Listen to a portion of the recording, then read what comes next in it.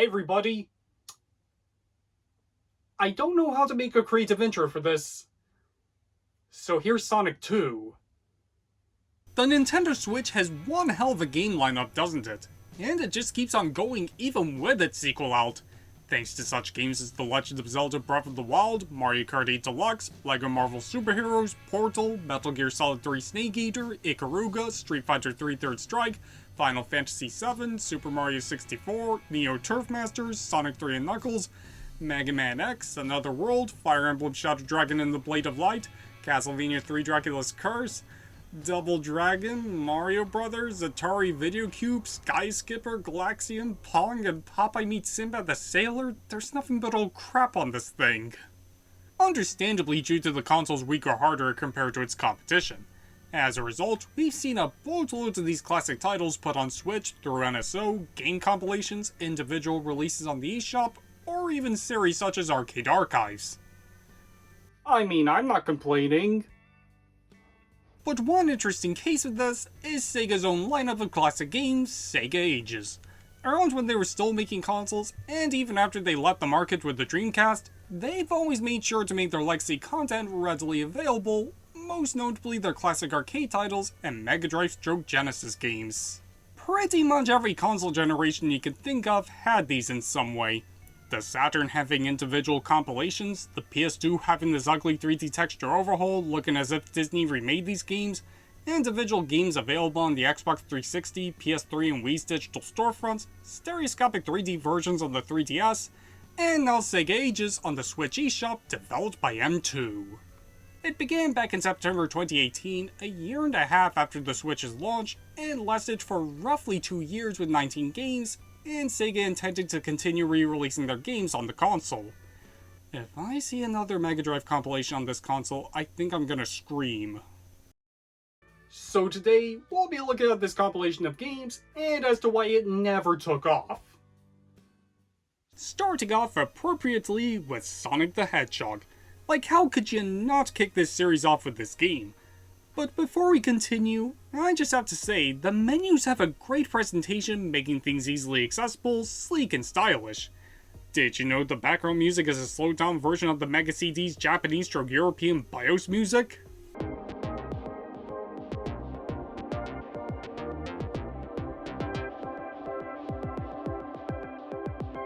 As for the game, it's more or less the same as before, but it adds in the drop dash from Sonic Mania, and also has an option to have you lose less rings when you get hit, alongside it showing a high score of the rings you got. But this release is kind of redundant lately, no thanks to its wide availability elsewhere, in Sonic Origins, which has Sonic 1 in widescreen, gives Sonic his drop dash, and has multiple playable characters. This game is a necessity for this lineup, but it's not all that exciting to get anymore. Also releasing day one with Sonic, Thunder Force 4, and as you can see, I'm not very good at it. Yeah, it's a good shoot 'em up, and it's no Gradius, but still a good time spent. Nauseous background effects aside. But if you find it too daunting to try out, there's always the Weenie Hut Jr. mode where it's less difficult. Yeah, let's move on. Phantasy Star now, an enhanced version of the Master System RPG, combining elements from both its international and Japanese releases, as well as making the game more easily accessible for the modern day, such as adding a map for the overworld and first-person dungeons. It's by far the best way to experience this game, as RPGs from back in the day aren't really that fun to revisit nowadays. So adding in this code to polish definitely helped give me more appreciation for what the original Phantasy Star did to gaming as a whole. It's not my favorite RPG ever, but still a solid one. Outrun, a classic racing game that had to be here. This version is widescreen, music tracks from its other ports, yet it doesn't feature shoehorned Ferrari branding on the car anymore. Not the shoehorned Ferrari branding! Nonetheless, it's still a great, fun and relaxing racing game from yesteryear with a buttery smooth flow and presentation, and might be my go-to way of playing the game next to the arcade cabinet that actually moves. Game Ground, interesting choice for sure, and does a decent enough setup for how the game works. Just one problem.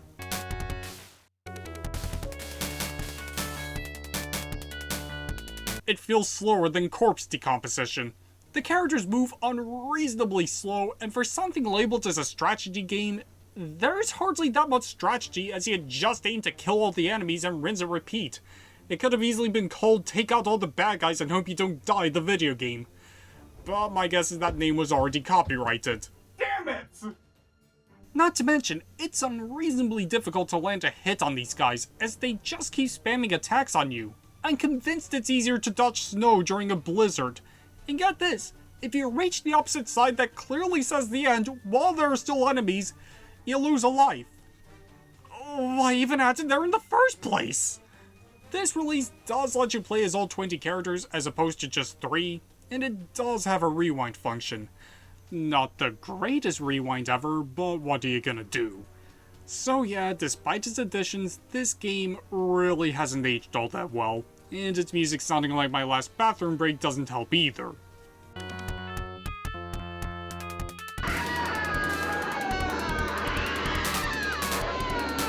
Alex Kidd in Miracle World, Sega's original mascot before Speedy McSpeedy.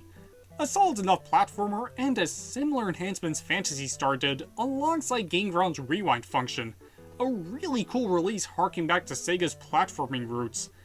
But I kinda wish we also got his numerous side-scrollers too, and the game did get a remake a few years ago. But I think this is the best way to play the original Alex Kidd, and is quintessential for retro gaming enthusiasts. Puyo Puyo. Definitely a mainstay in Sega's back catalog, and is really cool to see this interpretation of the game as opposed to Mean Bean Machine. Plus it has online, but kinda like Sonic, there are much better means of playing Puyo Puyo, not only with champions on the Switch, but especially the Tetris crossovers with a seemingly never-ending amount of modes. I'm convinced that its free demo has more content than this game. Cool addition, but it does feel like a wasted slot. Also, the main character looks like Ragatha for some reason. Virtua Racing. Now we're getting some interesting stuff here. One of the very first 3D racing games, and while it definitely looks the part graphics-wise, it's actually pretty fun to race around in, and the time extend jingles go unreasonably hard here.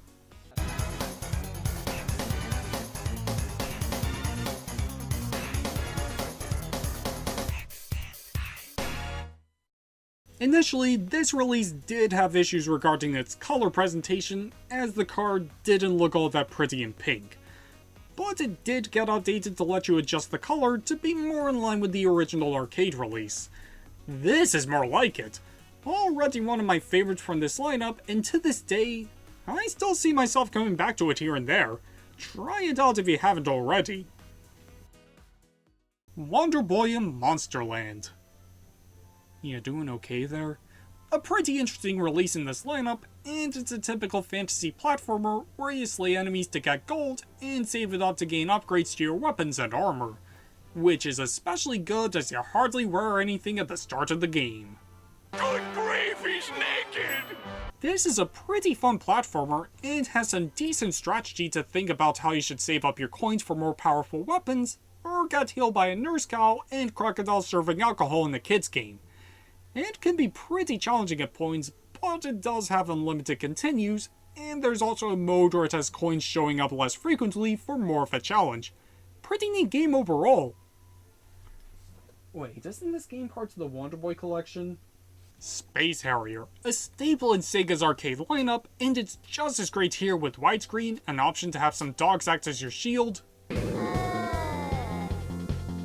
Okay, maybe not. The ability to select any stage you want at the start, and an option to play the game with gyro controls on a singular Joy-Con, and it works as well as you'd imagine.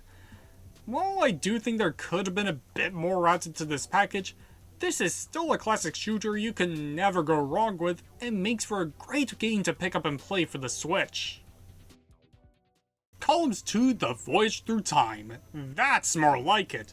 Its first official re-release, and it's just as much of a decent Tetris-like puzzle game as before. And not only does it have the arcade title front and center, but it also has the original Columns game for the Mega Drive as a bonus. Granted, you can already play it elsewhere, but a bonus is still a bonus.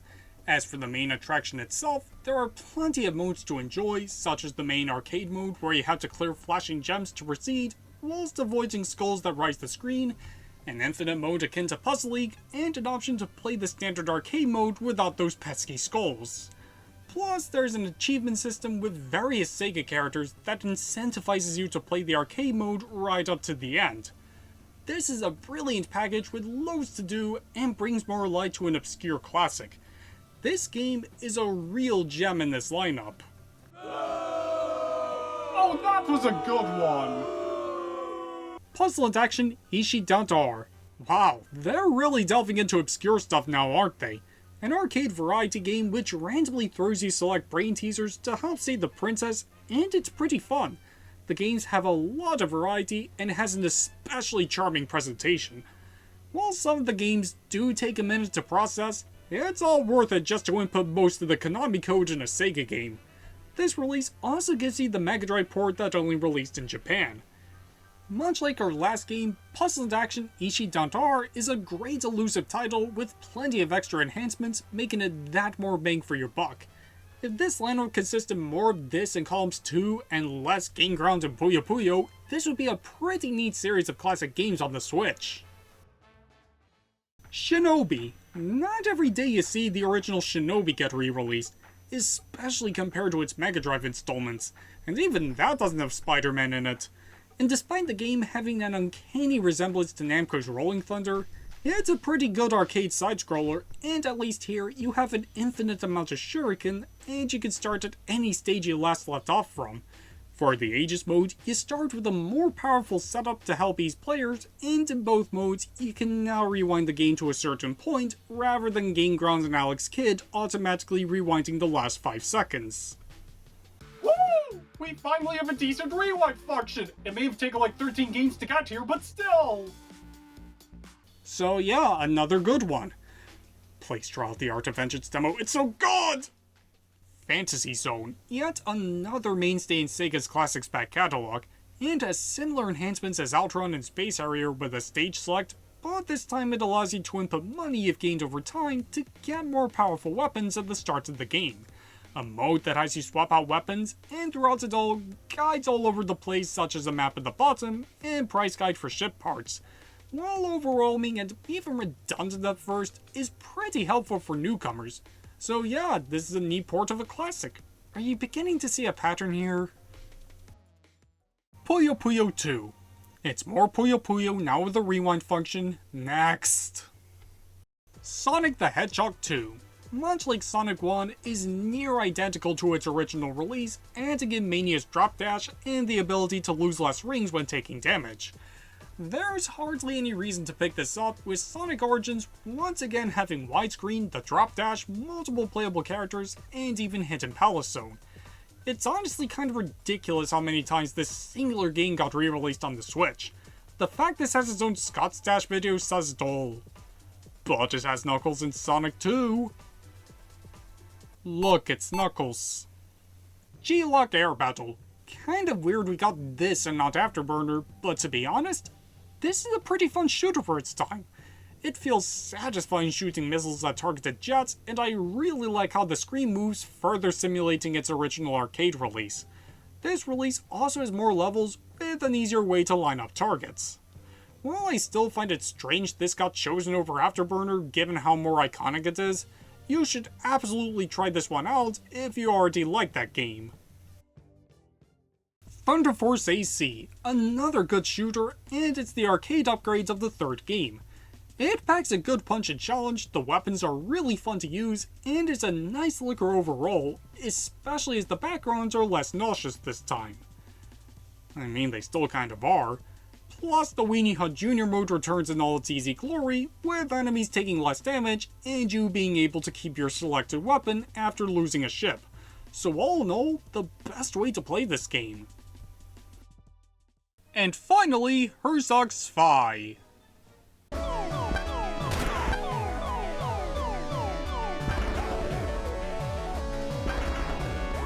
I have no idea what the hell I'm even doing here. But at least this anime girl can fill me in on what to do, and I watched every film of the Disney animated canon, so I think I already suffered enough. Let's just rank all 19 games from worst to best. Herzog Zwei, Game Ground, Puyo Puyo, Puyo Puyo 2, Sonic the Hedgehog, Sonic the Hedgehog 2, Thunder Force 4, Wonder Boy in Monsterland, Phantasy Star, Thunder Force AC, Alex Kidd in Miracle World, Shinobi, Space Harrier, Fantasy Zone, G-LOC Air Battle, Outrun, Virtua Racing, Columns 2 The Voyage Through Time, and Puzzle and Action Ichidant-R. And that was the Sega Ages line for Nintendo Switch. And if I had to summarize this whole series in one word, it would be disappointing.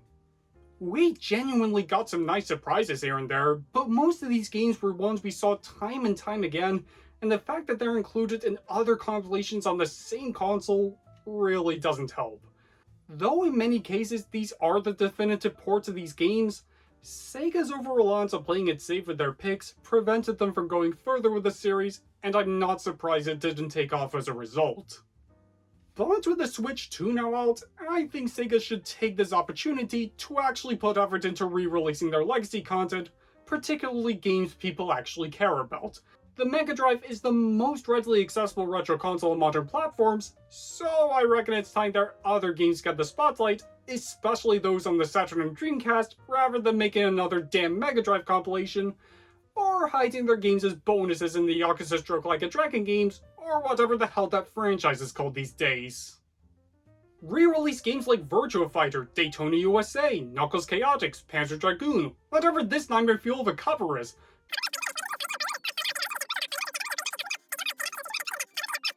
Billy Hatcher's Sonic Shuffle. I could go on forever! I get the Saturn is notoriously difficult to emulate, but you got it working on the 7th generation consoles and Steam, so I reckon it won't be too arduous here. Plus, the original Panzer Dragoon could be unlocked in order on the original Xbox, so what excuse do you have? With the bulk of their legacy content mysteriously delisted on digital storefronts lately, here's at least hoping we get one heck of a compilation by them in the future that isn't another streaming service, and more importantly, stop re-releasing Sonic 2! Thanks for watching.